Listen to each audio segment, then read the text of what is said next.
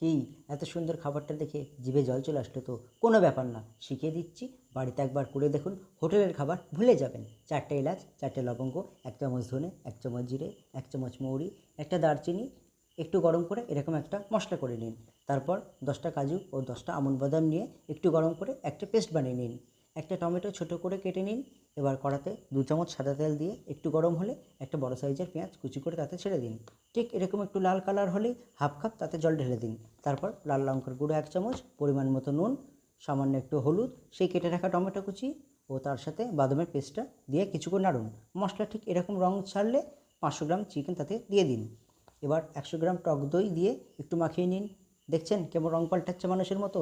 এবার হাফ চামচ কাশ্মীরি লঙ্কার গুঁড়ো দিয়ে 1 মিনিট ঢেকে রাখুন। এবার ঢাকনা খুলে 2 চামচ গরম করে ও গুঁড়ো করে কাসুরি মেথিতে ছড়িয়ে দিন। পারলে একটু চেখে দেখুন তো লবণের পরিমাণটা ঠিকঠাক আছে কি না। যদি গ্রেভিটা একটু বেশি রাখতে চান তাহলে পরিমাণ মতো জল উষ্ণ করে তাতে ঢেলে দিন। মিনিট 2 ঢেকে রাখুন।